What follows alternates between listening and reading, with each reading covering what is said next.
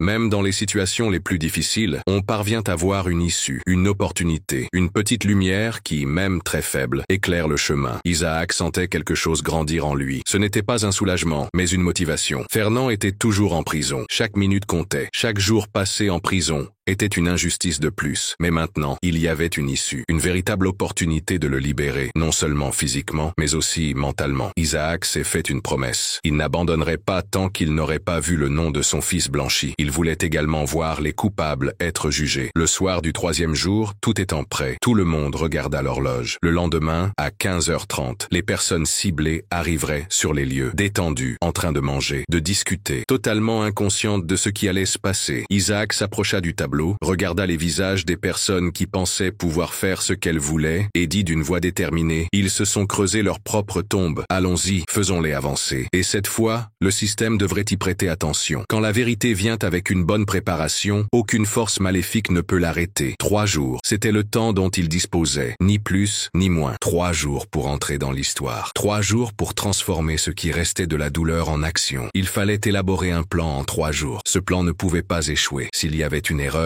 il n'y aurait pas de seconde chance. Isaac en était conscient. Tout le monde dans la maison le savait. Le moment approchait et le plan devait être parfait. Il devait être être précis. Il devait être définitif. L'équipe s'est réunie autour de la grande table du salon. C'était la table où, quelques jours auparavant, des photos et des documents étaient éparpillés comme les pièces d'un puzzle difficile à assembler. Maintenant, tout était plus facile à comprendre. Le problème de la corruption était identifié. Les personnes, les moments, les pouvoirs et les lieux secrets. Tous les mouvements des cibles ont été analysés. Chaque étape avait un timing précis. Il n'y avait pas de place pour l'erreur. Il n'y avait pas de place pour le doute. Isaac, malgré ses côtes douloureuses et ses épaules meurtries par l'embuscade, contrôlait chaque détail avec soin. Son visage montrait la fatigue de quelqu'un qui avait souffert, mais il avait aussi l'éclat de celui qui ne voulait pas abandonner. Il ne parlait pas fort et ne proférait pas de menaces. Il parlait avec fermeté. Son regard était attentif et son esprit était clair. Il dessinait calmement les 3 étapes de l'opération. Pendant ce temps, les agents autour de lui écrivaient, complétaient et modifiaient les modes d'action. L'objectif principal était l'entrepôt situé au loin, où les policiers corrompus se retrouvaient souvent. De l'extérieur, cela ressemblait à un bâtiment ordinaire, abandonné, près d'un chemin de terre. Mais à l'intérieur, c'était le centre du réseau. C'était là qu'Emmanuel se réunissait avec ses amis pour planifier des actions, conserver des documents,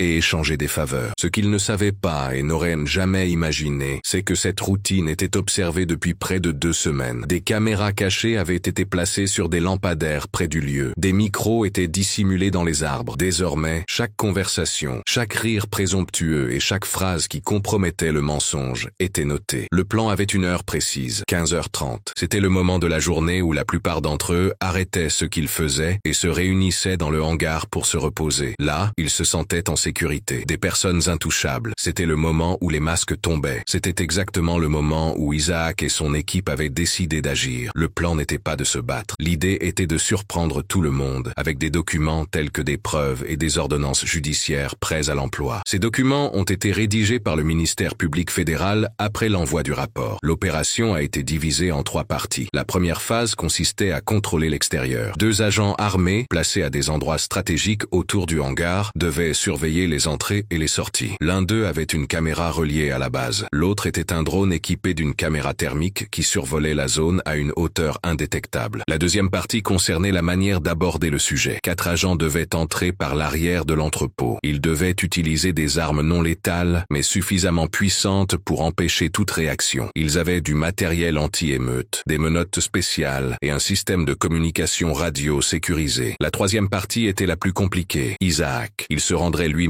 devant l'entrepôt. Il serait accompagné d'un des agents les plus expérimentés. Je porterais un gilet pare-balles. J'aurais également une caméra fixée sur la poitrine et un micro relié aux voitures du gouvernement qui se dirigeaient déjà vers la ville. Sa mission était d'annoncer officiellement l'arrestation de toutes les personnes impliquées, de manière correcte, claire et sans ambiguïté. Ce serait la fin d'une étape, un geste qui représente quelque chose d'important. Un père qui a vu son fils traité injustement par le système arrête maintenant ceux qui ont formé un tribunal de mensonges. Au cours des 3 jours précédant l'attaque, les préparatifs ont été minutieux. Réunions nocturnes à la lumière tamisée, répétition des itinéraires, analyse du comportement des gens et vérification des dangers. Le groupe ne dormait pas beaucoup, il mangeait mal, mais personne ne se plaignait, car ils savaient qu'au bout de l'attente, quelque chose de plus important les attendait, la justice. Je ne veux pas d'une justice qui n'est que protocole. Cette justice est froide et prend beaucoup de temps dans les lieux du pouvoir, mais la justice existe, celle qui se relève après avoir été piétinée. Isaac est resté silencieux et a marché seul dans la maison la nuit dernière. Il regardait les restes de l'invasion qui avait eu lieu auparavant. Les morceaux de son histoire étaient éparpillés sur le sol. Il a pris un cadre photo cassé et l'a posé sur la cheminée. Même s'il était fêlé, il l'a regardé pendant de longues minutes. Il pensait à Fernand, à son fils qui, à ce moment-là, se levait encore tous les jours en entendant le bruit des portes en fer se refermer derrière lui. C'était un garçon qui avait appris qu'il devait faire 2 fois plus d'efforts pour avoir moins d'opportunités. Maintenant, il devait faire face à un coût qu'il n'aurait jamais dû payer. Isaac se leva, seul, et fit sa deuxième promesse. Je ramènerai mon fils, pas seulement à la maison, mais dans le pays où il mérite de vivre. Le matin de l'opération, les agents étaient prêts à 6 heures. Tout le monde connaissait sa place. L'ambiance était lourde, mais sous contrôle. À 14 heures, les voitures se sont rendues aux endroits choisis. Le ciel très clair semblait ignorer la tension qui régnait sur Terre. À 15h28, les caméras ont montré que toutes les cibles importantes se trouvaient dans le hangar. Emmanuel venait d'arriver. L'horloge avançait lentement lentement. Le monde était immobile. L'opération a commencé à 15h30 précise. À ce moment-là, pour la première fois depuis le début de l'histoire, la vérité a cessé d'être une promesse pour devenir une action. Pendant plusieurs semaines, Isaac a dessiné chaque détail. Il a vérifié chaque étape. Il a mis en place une situation dans laquelle les personnes responsables des injustices allaient enfin devoir faire face aux conséquences de leurs actes. Et maintenant, à ce moment précis, tout était en place. Les voitures passaient discrètement autour de l'entrepôt dans les rues adjacentes. Les agents étaient prêts. Le signal a été donné par radio. L'opération avait commencé. L'entrepôt semblait calme. De l'extérieur, c'était un endroit vieux et délabré. La peinture était sale et montrait qu'il n'avait pas été entretenu depuis longtemps. Mais à l'intérieur, des hommes se rassemblaient autour de tables métalliques. Il y avait des papiers éparpillés. Les chaises en plastique étaient en désordre. Il y avait aussi des boîtes contenant des documents secrets. C'était un lieu secret où la souveraineté se mêlait au café froid et aux plaisanteries entre amis. Là, Emmanuel et ses amis se sentaient protégés, comme s'ils étaient les propriétaires d'un lieu qu'ils n'avaient jamais eu besoin de gagner à la loyale, mais seulement par la peur. Cet après-midi-là, tout semblait identique au jour précédent. Ils parlaient très fort. Ils riaient de choses anciennes qui avaient été oubliées. Ils se moquaient des habitants de la ville qui ne savaient rien. Avec un regard plein de fierté, ils se croyaient supérieurs aux autres. Emmanuel, qui était à l'extrémité de la table avec un verre à la main, parlait avec dédain des menaces d'Isaac. Il disait que l'ancien agent n'avait plus toute sa tête, qu'il était déjà brisé, qu'il n'avait plus la force de rien. C'est à ce moment-là que la porte arrière s'est ouverte. 4 agents sont arrivés avec assurance. Ils n'étaient pas armés, mais portaient des gilets et des badges facilement visibles. L'action fut rapide. 2 policiers corrompus tentèrent de réagir. Mais avant qu'ils n'aient pu faire quoi que ce soit, ils furent maîtrisés. Un autre tenta de s'enfuir par l'arrière, mais se heurta au barrage à l'extérieur. Les autres, paralysés par la surprise, levèrent lentement les mains. Dehors, la rue était encerclée. Des voitures de la police fédérale bloquaient les entrées de l'entrepôt. Le drone était immobile au-dessus du toit. Il prenait des photos pour le centre de contrôle de l'opération. D'en haut, tout semblait calme. À l'intérieur de cet entrepôt, une bataille silencieuse était en cours et était en train d'être gagnée. Pas de cris, pas de bagarre, mais avec la certitude de la vérité. Les preuves sont conservées dans les dossiers des agents. Isaac est entré à ce moment-là. Il entra par la porte d'entrée. Il portait un gilet avec le symbole de l'agence fédérale. Son visage était sérieux et il marchait lentement. Le bruit de ses bottes sur le sol en béton brisé semblait résonner dans le cœur de tous ceux qui étaient là. Emmanuel, en le voyant, se leva brusquement, comme s'il voyait un fantôme. Le sourire qu'il avait habituellement sur le visage avait complètement disparu. Devant lui, ce n'était pas le père qu'il avait perdu lors de l'audience, ni l'homme qui était emprisonné dans le hangar. Le planificateur était là, un homme qui chasse les animaux. Il part avec des armes pour attraper des animaux dans la forêt ou ailleurs. Le chasseur fait cela pour se nourrir ou vendre la viande. La chasse peut être une activité ancienne que certaines personnes pratiquent pour le sport ou par nécessité. L'homme qui était revenu avec un objectif allait bientôt le réaliser. Isaac s'approcha de la table en marchant. Il s'est arrêté devant Emmanuel et a lentement ouvert un porte-document en cuir foncé. Il en a sorti un document officiel et une clé USB. Il a montré les 2 objets au groupe, puis a dit d'une voix ferme: « Emmanuel, vous êtes en état d'arrestation pour abus de pouvoir, formation d'un groupe criminel, falsification de preuves, corruption, extorsion et enlèvement. » Emmanuel restait silencieux. Il regardait le document avec un air incrédule. La pièce était silencieuse. Tout le monde regardait Isaac. Il tournait lentement les épaules, comme pour se débarrasser d'un poids qu'il portait depuis de nombreuses années. C'était le moment qu'il attendait depuis le jour où il avait vu son fils arrêté et menotté au tribunal, non pas par vengeance, mais par souci de justice. L'homme qui se tenait à côté d'Isaac s'approcha avec les menottes. Emmanuel, encore sous le choc, hésita un instant mais ne put se retenir. Les menottes se refermèrent sur ses poignets avec un bruit qui, pour Isaac, résonna comme une musique. Un bruit faible, presque inaudible, mais qui annonçait la fin d'une période sans bruit et sans punition dans cette ville. Les autres policiers furent menottés un par un. Il n'y eut aucune opposition. La force de la vérité était plus forte que toute protection. Ils connaissaient le risque qu'ils couraient. Maintenant, tout était noté. Les enregistrements, les dossiers, les rapports et les registres bancaires étaient tous documentés. Il n'y avait pas matière à discussion. Dehors, la nouvelle commençait à se répandre. Les habitants de la ville, qui jusqu'alors étaient contrôlés par un système corrompu, voyaient de loin les voitures de police emmener les anciens héros de la région qui étaient assis à l'arrière. La réaction était contrôlée. Les visages étaient surpris, mais il y avait un petit changement dans les yeux des gens, le soulagement. La base de la peur commençait à s'effriter, et grâce à ces fissures, l'espoir commençait à renaître. Isaac est resté sur place jusqu'au départ de la dernière voiture. Je regardais le hangar vide. Il était sale à cause de tout ce qu'il représentait. Ce n'était pas seulement du béton, c'était le symbole d'une ville meurtrie meurtri de l'intérieur par de nombreuses années de négligence et de contrôle. Il s'est éloigné un peu, a pris une profonde inspiration et a simplement dit « Maintenant, nous pouvons commencer ». Au siège du gouvernement fédéral à Los Angeles, les prisonniers sont arrivés avec l'ordre d'être mis en détention. Les responsables de l'opération ont envoyé le matériel au procureur. La justice fédérale a entamé la procédure pour déterminer les responsabilités. La machine qui semblait si lointaine au début de l'histoire était désormais en marche, et elle avançait grâce au courage d'un père. Plus tard dans la soirée, Isaac a reçu un appel téléphonique. C'était le procureur avec lequel il s'était entretenu quelques jours auparavant. Sa voix était claire et directe. « Bon travail, Isaac. Vous venez de changer l'avenir de cette ville, et celui de votre fils aussi. » Isaac a remercié, mais n'a pas fait la fête. Pas encore, car il comprenait que la fin d'une opération ne signifiait pas la fin de la souffrance. Fernand était toujours en prison. La prochaine tâche consistait à le blanchir complètement, annuler la peine. Obtenir sa liberté ne devait pas être une faveur, cela devait être un droit. Mais quelque chose avait changé. Isaac sentait que, pour la première fois depuis l'accident, le chemin n'était plus une route déserte. Le poids de la douleur de l'injustice était désormais partagé avec une vérité qui ne pouvait être niée. Et le monde, enfin, regardait dans la bonne direction. Le moment de vérité était arrivé, et avec lui, la reconstruction. Pas seulement dans les couleurs ou dans la façon dont les chaises étaient disposées, mais aussi dans l'atmosphère qui régnait dans la pièce. Auparavant, l'endroit était glacial et dur à cause de la fierté de ceux qui se croyaient invincibles. À présent, il y avait une forte tension, mais aussi un sentiment calme d'attente. Ce n'était pas seulement un procès, c'était une combinaison d'ajustements à la vérité. Isaac était assis au premier rang. Sa veste sombre mettait en valeur son corps athlétique, mais son visage trahissait son manque de sommeil. Il passait ses journées à travailler sur des dossiers, des enregistrements et des plans. À sa gauche se trouvaient deux des agents qui avaient travaillé avec vous sur l'opération. Isabelle était à sa droite. Elle lui tenait fermement les mains, comme pour leur rappeler qu'ils avaient réussi ensemble. Ce n'était pas grâce à la force, mais à la détermination. Au dernier rang se trouvaient les journalistes. Petit micro, carnet pour prendre des notes. Les sièges des journalistes étaient plus occupés que d'habitude. C'était le genre de situation qui, quelques semaines auparavant, n'aurait jamais fait la une des journaux. Aujourd'hui, avec l'arrestation des policiers corrompus et l'aide de la justice fédérale, les habitants du pays avaient tous les yeux rivés sur cette petite ville. La vérité, qui auparavant passait inaperçue, faisait désormais la une des journaux. De l'autre côté de la salle se trouvent les accusés. Emmanuel et les autres sont arrivés les épaules crispées, mais leur visage affichait encore un peu de fierté. C'était le reste du pouvoir dont ils jouissaient, jusqu'à récemment, sans se poser de questions. Mais leurs vêtements étaient désormais différents. Ils avaient le regard baissé. La plupart des avocats portaient de petits dossiers et affichaient des visages résignés. Il n'y avait pas grand-chose à dire. Les choses parlaient d'elles-mêmes. Lorsque le juge est entré dans la salle,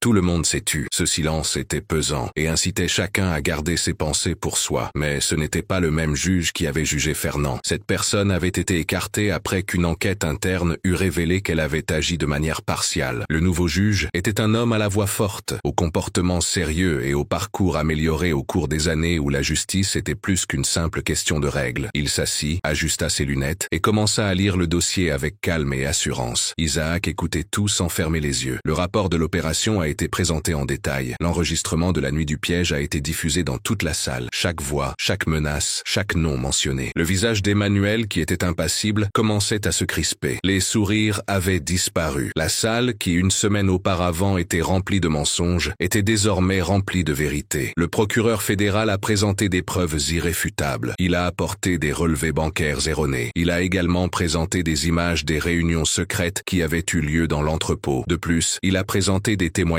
de personnes qui avaient été contraintes d'agir. Le procureur a même apporté une liste des procès qui avaient été modifiés et qui allaient être rouverts. Ce n'était pas seulement une accusation, c'était une décision qui était prise. Et pour la première fois, ceux qui étaient responsables de leurs actes étaient les mêmes personnes qui avaient un jour utilisé la loi à mauvais escient pour faire taire des voix innocentes. Au milieu de tout cela, Fernand n'était toujours pas arrivé. Il passait encore ses journées en prison, tandis que son dossier était réexaminé. Mais lors de ce procès, sa présence était considéré comme un symbole. C'est lui qui avait tout déclenché. C'est lui qui avait allumé l'étincelle qui avait embrasé la ville. Et tout le monde comprenait. Ce tribunal essayait, même si c'était tard, de réparer ce qui n'aurait jamais dû arriver. Emmanuel a été invité à témoigner. Son avocat a tenté de monter une défense qui mettait en avant sa loyauté au travail, affirmant que la situation était difficile, mais les preuves étaient accablantes. Les enregistrements étaient clairs. Les attitudes étaient directes. Le juge n'était pas ému par les phrases prononcées. Il voulait être responsable. Emmanuel était assis face à son propre effondrement. Il semblait plus petit que jamais. Lorsque le juge a fini de lire ce qu'il avait à dire, il y a eu une pause. C'était comme si le temps s'était arrêté. Isaac regardait droit devant lui sans détourner les yeux. Isabelle tenait son mouchoir entre ses doigts tremblants. Le juge s'est levé, a ajusté ses vêtements et, d'une voix forte, a commencé à parler. Après avoir examiné attentivement tous les éléments, y compris les preuves, les témoignages, les enregistrements et les arguments de chaque partie, ce tribunal affirme sans aucun doute que les accusés ont utilisé leur position de pouvoir pour obtenir des avantages personnels. Ils ont agi de manière organisée et répétée contre les intérêts de la population, enfreignant des lois importantes et bafouant les droits de tous. Puis, la décision fut rendue. Je condamne les accusés, ensemble et séparément, à 14 ans de prison. Ils seront incarcérés dans un établissement fermé et ne pourront bénéficier d'une réduction de peine pendant les 5 premières années. Il est décidé que de nouvelles enquêtes seront ouvertes pour examiner les anciennes affaires dans lesquelles ces agents ont été impliqués. Le silence qui a suivi n'était pas un soulagement immédiat. Il a eu un effet considérable. Isaac ferma les yeux un instant, pas par plaisir, mais par respect pour ce moment. Là, dans cet endroit, après tout ce qu'ils avaient vécu, la justice s'était fait entendre, pour de vrai, pour la première fois, et elle avait choisi le bon camp. Isabelle était triste et pleurait doucement. Elle tenait la main de son mari. Les agents se regardaient avec admiration. Les accusés ont été emmenés un par un, en silence. Ils n'étaient pas menottés, mais ils sentaient le poids des conséquences sur leurs épaules. Dehors, le soleil tapait fort, comme s'il voulait voir ce qui se passait. Et pour la première fois depuis longtemps, Isaac sortit du tribunal la tête haute. Il savait qu'il avait encore beaucoup à faire. Fernand devait encore être libéré. Son nom était blanchi. Son parcours pouvait être raconté à nouveau. Mais ce jour-là, à ce moment-là, quelque chose avait été réparé. La justice n'avait pas encore tout réglé. Mais enfin, il avait commencé à vivre. La porte de la prison s'ouvrit lentement. On aurait dit qu'elle savait qu'elle allait libérer plus qu'une personne. Elle libérait un nom, une âme et une histoire. Cette histoire était restée longtemps prisonnière d'une accusation qui n'aurait jamais dû avoir lieu. Dehors, le ciel était clair, le soleil brillait, il y avait une légère brise, il y avait du mouvement. Mais à l'intérieur de Fernand, il n'y avait pas encore de place pour la fête. Le bruit du dernier verrou s'ouvrant derrière lui n'était pas accompagné d'un sourire. Il fut accueilli par un silence intérieur. C'était un vide difficile à expliquer. Il est sorti lentement. Il marchait prudemment, comme s'il n'était pas sûr d'être vraiment libre, comme si le sol pouvait s'effondrer à tout moment et le ramener à cet endroit où le temps et qui vous êtes se confondent. Isaac l'attendait à la porte. Il se tenait debout, ferme, vêtu de la même chemise qu'il portait lors du dernier procès. Ce n'était pas un simple détail, mais une affirmation silencieuse. J'ai été à tes côtés tout le temps. Quand il a vu son fils passer les portes, Isaac a ressenti une forte émotion. Mais il ne s'est pas précipité, n'a pas fait de bruit et n'a pas laissé paraître son émotion. Il a simplement ouvert les bras. Et Fernand, en le voyant, a respiré avec soulagement après une longue période, peut-être plusieurs mois. Ils se sont embrassés, une étreinte longue et forte. Cette étreinte exprimait tout ce qui avait été dit et, plus important encore, tout ce qui avait été gardé secret pendant que la justice les séparait. Mais même dans cette étreinte, on pouvait sentir la douleur. Fernand n'était plus le garçon de 17 ans qui était entré en prison. Ses yeux, qui autrefois étaient pleins de rêves, portaient désormais des marques qui n'apparaissaient pas sur la peau. Son corps était plus maigre. Il avait une posture plus ferme et un silence plus lourd. Tout cela montrait que le temps passé là-bas avait eu un effet. Il avait été façonné par chaque idée, chaque nuit blanche, chaque injustice endurée. Isaac le savait bien. Il reconnaissait le regard de ceux qui ont vu la vie de l'intérieur d'une prison. Ce n'était pas seulement des barreaux de fer, c'étaient des barreaux qui allaient au-delà du physique et touchaient l'âme. C'est pourquoi, tandis qu'ils marchaient ensemble vers la voiture, il n'essaya rien dire. À ce moment-là, il n'y avait rien à dire qui puisse effacer ce qui s'était déjà passé. Fernand resta silencieux sur le siège passager. La ville semblait nouvelle. Les rues, les bâtiments et les visages semblaient plus éloignés. Il avait l'impression d'être désormais un visiteur dans un monde auquel il n'appartenait pas totalement. Je regardais les voitures passer. Le feu passa au vert. Les piétons marchaient vite, comme si rien ne s'arrêtait pour eux. Et en effet, le monde continuait de tourner. Pendant qu'il était coincé, le temps continuait de passer. Les anniversaires se succédaient, les saisons changeaient et la ville continuait de vivre, même sans lui. À la maison, Isabelle l'accueillit avec un plat chaud et les yeux remplis de larmes. Elle essaya de sourire. Elle essaya d'être calme, mais la boule dans sa gorge l'empêchait de parler. Fernand la serra doucement dans ses bras, comme s'il tenait quelque chose qui pouvait se briser. C'était comme si tous deux avaient peur de se faire du mal, même sans le vouloir. Dans cette étreinte, il y avait un accord tacite. C'était un « recommençons à zéro », même sans savoir comment faire. Les jours suivants, Fernand a essayé de reprendre une routine. Il est allé dans le jardin. Il a regardé le ciel. Il a essayé d'écouter de la musique. Il a joué avec son téléphone portable. Mais tout semblait bizarre. Même les sons les plus simples, comme le tic-tac de l'horloge, le bruit d'une chaise et les aboiements lointains d'un chien, lui semblaient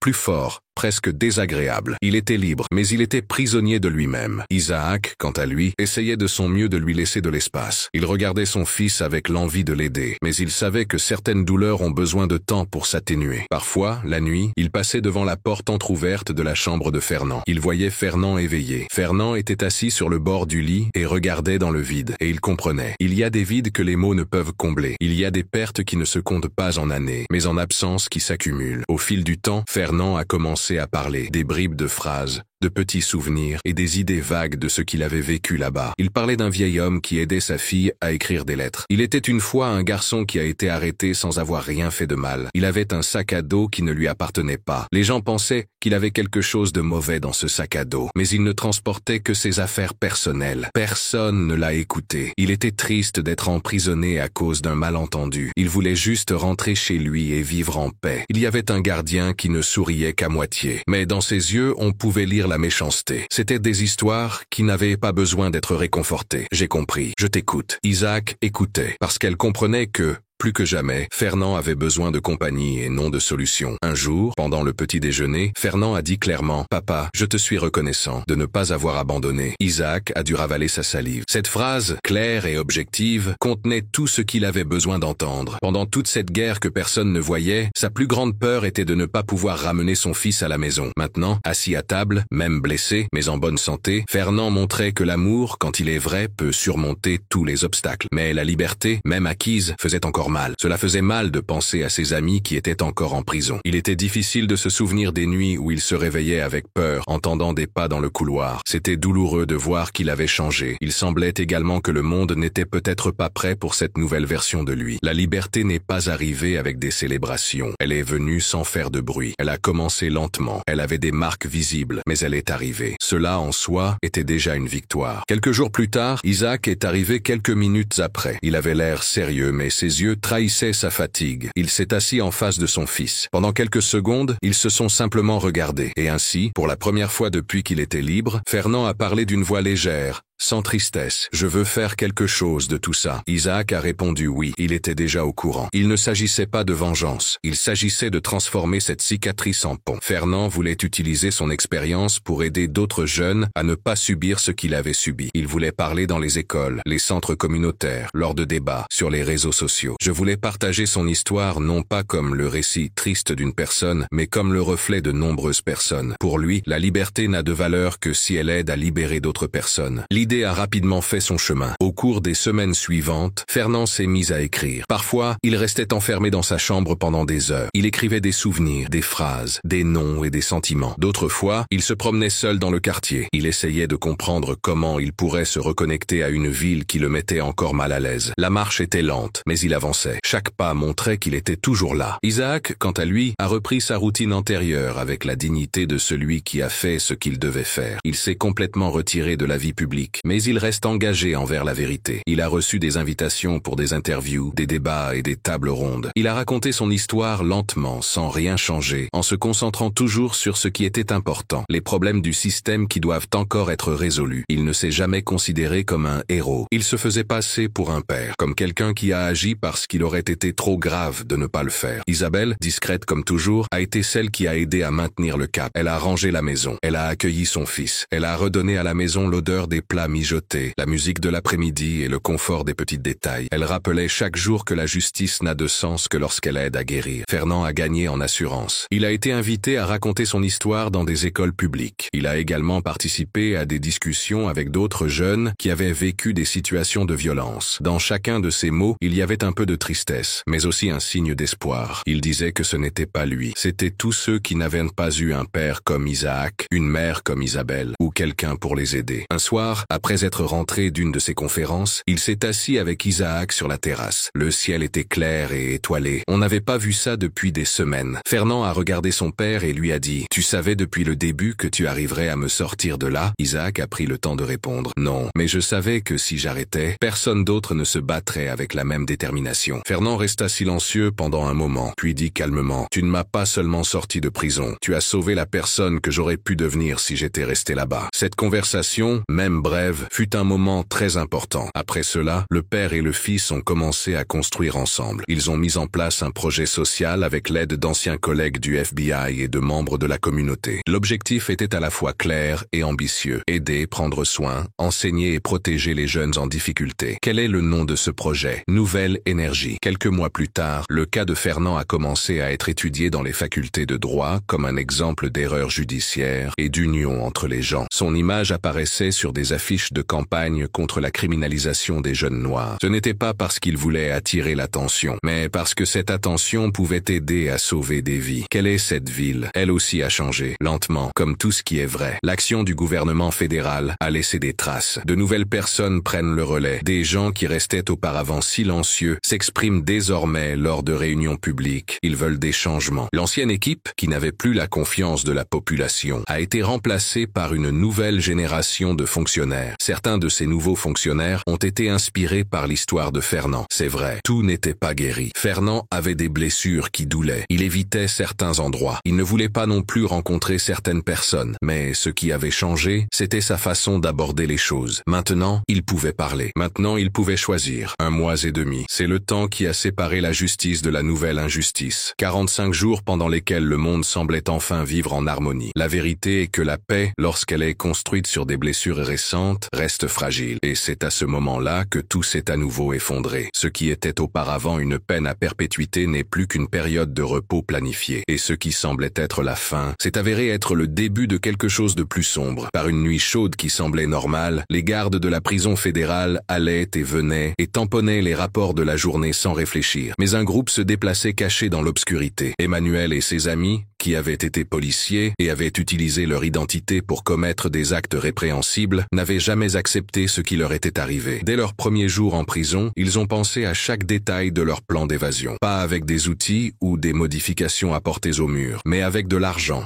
qui fait du mal, de l'argent qui achète la loyauté là où il devrait y avoir des règles. Certains employés ont été attirés par des sommes d'argent qu'ils n'auraient jamais pensé gagner au cours de toute leur carrière. Et puis, petit à petit, ce qui semblait impossible a été réalisé. En cette matinée calme, les portes se sont ouvertes de l'intérieur. Emmanuel a traversé le couloir de béton glacé avec le même expression que quelqu'un qui revient dans un endroit familier, sans contrôle, sans se presser. Lui et les siens sont sortis comme s'ils revenaient de vacances. Ils n'ont laissé aucune trace, aucun bruit. Lorsque les chefs s'en sont aperçus, il était déjà trop tard. La prison avait été prise d'assaut de l'intérieur. La nouvelle de l'évasion s'est rapidement répandue dans les journaux. Mais pour Isaac, la première sensation n'a pas été la peur. C'était un grand manque d'énergie. C'était comme si tout le poids de la lutte passée revenait avec encore plus de force. C'était comme si les fantômes du passé, qu'il croyait avoir éloignés, avaient simplement changé d'apparence. Et cette fois, ils étaient prêts à faire souffrir les gens. Emmanuel ne voulait pas seulement être libre. Il voulait se venger. Et cela ne serait pas rapide. Cela serait fait lentement. Le mot « douloureux » signifie que quelque chose cause de la douleur ou de la souffrance. Trompeur. Il a engagé un très bon hacker qui sait comment cacher des preuves